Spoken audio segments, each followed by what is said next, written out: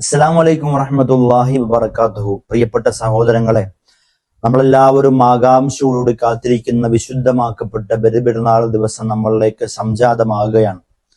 നമ്മളെല്ലാവരും എല്ലാ വർഷങ്ങളിലും ബലിപെരുന്നാളിന്റെ സുന്നത്താക്കപ്പെട്ട നമസ്കാരം നിസ്കരിക്കാറുള്ളവരാണെങ്കിൽ പോലും നമുക്ക് പലർക്കും പല പല സംശയങ്ങളുണ്ട്. പ്രത്യേകിച്ച് സ്ത്രീകൾക്കാണ് ഈ സംശയങ്ങൾ കൂടുതൽ വരിക. എങ്കിൽ ഏറ്റവും ചുരുക്കി പറഞ്ഞാൽ, ബലിപെരുന്നാൾ ദിവസത്തിന്റെ അന്ന് ഏറ്റവും പുണ്യമുള്ള രണ്ട് സൽക്കർമ്മങ്ങളാണ്. ഒന്ന് ഉൾഹിയത്ത് അറുത്ത് കൊടുക്കുക, മറ്റൊന്ന് ബലിപെരുന്നാളിന്റെ സുന്നത്താക്കപ്പെട്ട നിസ്കാരം നമസ്കരിക്കുക.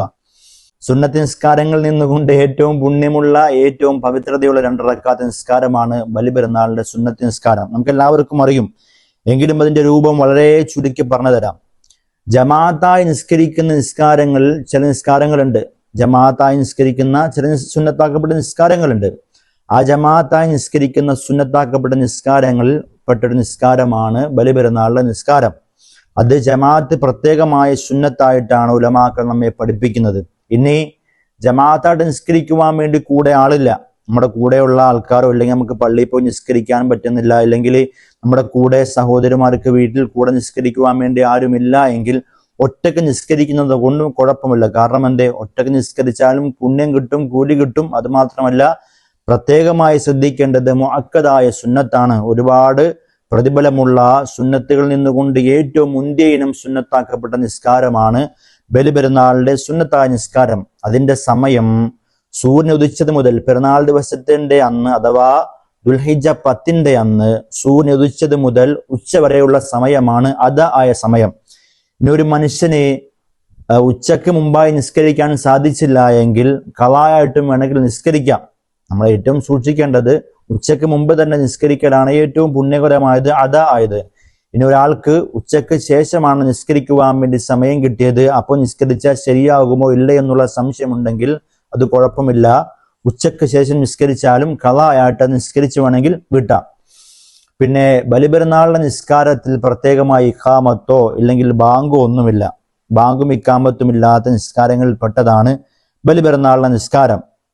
അതിന്റെ നിയ്യത്ത് വളരെ ചുരുക്കി പറഞ്ഞാൽ, ബലിപെരുന്നാളിന്റെ സുന്നത്താക്കപ്പെട്ട നമസ്കാരം അല്ലാഹു തആലക്ക് വേണ്ടി 2 റക്അത്ത് ഇമാമോടുകൂടി ഞാൻ നിസ്കരിക്കുന്നു. അതാണ് അതിന്റെ നിയ്യത്തിന്റെ രൂപം. ഇനി ഒരു മനുഷ്യനിക്ക് ഇമാമായിട്ട് നിസ്കരിക്കുന്ന ആളാണെങ്കിൽ ഇമാമൻ, അല്ലെങ്കിൽ ഇമാമായി നിന്നുകൊണ്ട് നിസ്കരിക്കുന്നു. ഇനി മഅമൂമാണെങ്കിൽ ഇമാമോടുകൂടി ഞാൻ നിസ്കരിക്കുന്നു എന്നൊക്കെയാണ് നിയ്യത്ത് ചെയ്യേണ്ടത്. പ്രത്യേകമായി ശ്രദ്ധിക്കുക. ഒറ്റക്ക് നിസ്കരിക്കുന്നവർ ബലിപെരുന്നാളിന്റെ സുന്നത്തായ നമസ്കാരം അല്ലാഹു തആലക്ക് വേണ്ടി കിബ്ലയ്ക്ക് മുന്നിട്ടുകൊണ്ട് 2 റക്അത്ത് ഞാൻ നിസ്കരിക്കുന്നു എന്നുള്ളതാണ് നിയ്യത്ത്. ഇനി ഇമാമാണെങ്കിൽ ഇമാമായിട്ട് നിന്നുകൊണ്ട് നിസ്കരിക്കുന്നെന്നോ, ഇല്ലെങ്കിൽ ഇമാമിന്റെ കൂടെയാണെങ്കിൽ ഇമാമിന്റെ കൂടെ ഞാൻ നിസ്കരിക്കുന്നു എന്നുള്ളതാണ് നിയ്യത്തായി ചെയ്യേണ്ടത്. പിന്നെ പ്രത്യേകമായി മനസ്സിലാക്കേണ്ടത്, ബലിപെരുന്നാൾ നിസ്കാരത്തിൽ 1-ാമത്തെ റക്അത്തിൽ 7 തക്ബീറാണ് ചെല്ലേണ്ടത്. നമ്മൾ നിയ്യത്ത് ചെയ്തി അല്ലാഹു അക്ബർ എന്ന് പറഞ്ഞുകൊണ്ട് കൈകെട്ടിയതിനു ശേഷം വജ്ഹത്ത് ഓതുക. വജ്ഹത്തിന് ശേഷം 7 തക്ബീറുകൾ ചൊല്ലണം. 1-ാമത്തെ റക്അത്തിൽ 7 തക്ബീർ, അല്ലാഹു അക്ബർ, അല്ലാഹു അക്ബർ, അല്ലാഹു അക്ബർ, ഇങ്ങനെ 7 തക്ബീർ ചെല്ലലാണ് സുന്നത്ത്. ഇനി ഓരോ തക്ബീറിന്റെ ഇടയിലും സുബ്ഹാനല്ലാഹി വൽഹംദുലില്ലാഹി വലാ ഇലാഹ ഇല്ലല്ലാഹു വല്ലാഹു അക്ബർ എന്ന് പറയലും പ്രത്യേകമായി സുന്നത്തായി പറയുന്നുണ്ട്. ഇനി അഥവാ ഈ ദിക്ർ പറയുവാൻ വേണ്ടി, ഈ തസ്ബീഹ് പറയുവാൻ വേണ്ടി സാധിച്ചില്ല എന്നും കുഴപ്പമില്ല. 1-ാമത്തെ റക്അത്തിൽ 7ഓളം തക്ബീർ ചെല്ലുക.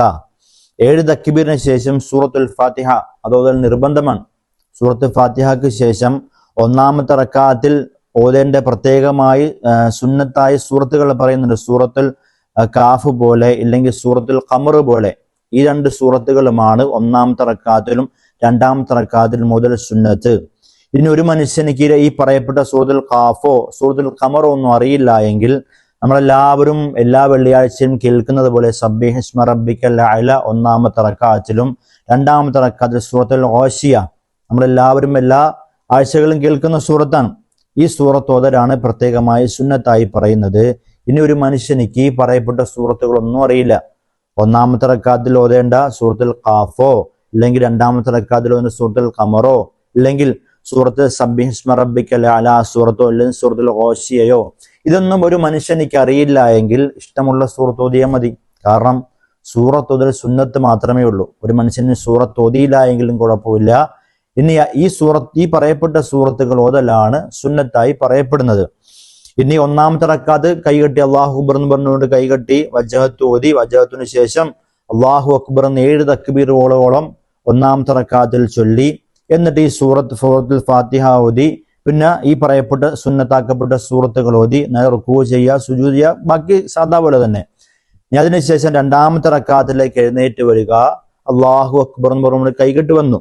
അവിടെ പിന്നെ ചൊല്ലേണ്ടത് 5 തക്ബീറാണ്. അള്ളാഹു അക്ബർ, സുബ്ഹാനല്ലാഹി വൽഹംദുലില്ലാഹി വലാ ഇലാഹ ഇല്ലല്ലാഹു വല്ലാഹു അക്ബർ, പിന്നെയും അള്ളാഹു അക്ബർ. ഇങ്ങനെ 5ഓളം തക്ബീറാണ് രണ്ടാമത്തെ റക്കാത്തിൽ ചൊല്ലേണ്ടത്. നമുക്കെല്ലാവർക്കും ഉള്ളൊരു സംശയമാണ്, ഈ തക്ബീറുകൾ മറന്നുപോയാൽ എന്താ ചെയ്യുക? ഇപ്പൊ ഒന്നാമത്തെ റക്കാത്തിൽ 7 തക്ബീറുണ്ട്, രണ്ടാമത്തേൽ 5 തക്ബീറുണ്ട്.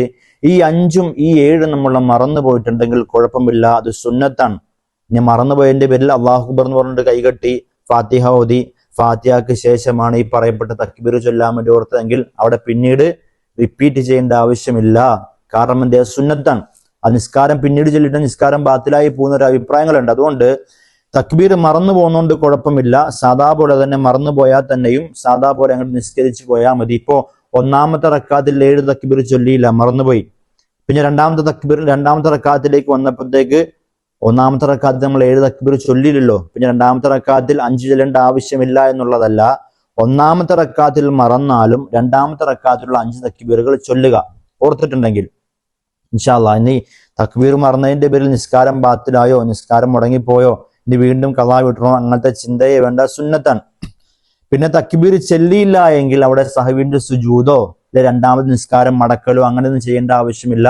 സഹവിന്റെ സുജൂദും ചെയ്യേണ്ട ഒരു ആവശ്യവും അവിടെ വരുന്നില്ല.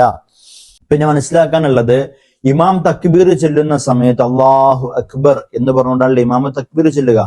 ആ ചൊല്ലുന്ന സമയത്ത് ഇമാം ഉറക്കെ തക്ബീർ ചൊല്ലുമ്പോൾ ബാക്കി നിൽക്കുന്ന മഅ്മൂമീങ്ങളും എന്ത് ചെയ്യണം? അല്ലാഹു അക്ബർ എന്ന് തന്നെ ഉറക്കെ തന്നെ പറയുവാൻ വേണ്ടി പ്രത്യേകമായി ശ്രദ്ധിക്കുക. പിന്നെ ജമാഅത്ത് നമസ്കാരത്തിൽ 2 ഖുതുബ, നിസ്കാരങ്ങൾക്ക് ശേഷം, പെരുന്നാൾ നിസ്കാരത്തിന് ശേഷം 2 ഖുതുബ ഓതലുണ്ട്.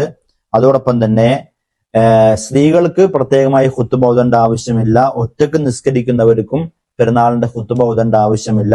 ജമാഅത്തായി നിസ്കരിക്കുന്ന പുരുഷന്മാർക്ക് മാത്രമാണ് ഖുതുബ ഓതേണ്ടത്. അതുകൊണ്ട് ഇൻഷാ അല്ലാഹ് ഏറ്റവും സരളമായ രീതിയിൽ ചുരുക്കിയാണ് പറഞ്ഞിട്ടുള്ളത്. ഇതനുസരിച്ചുകൊണ്ട് അമൽ ചെയ്യാൻ നമുക്ക് എല്ലാവർക്കും അല്ലാഹു തൗഫീഖ് നൽകി അനുഗ്രഹിക്കുമാറാവട്ടെ. അസ്സലാമു അലൈക്കും വറഹ്മത്തുള്ളാഹി.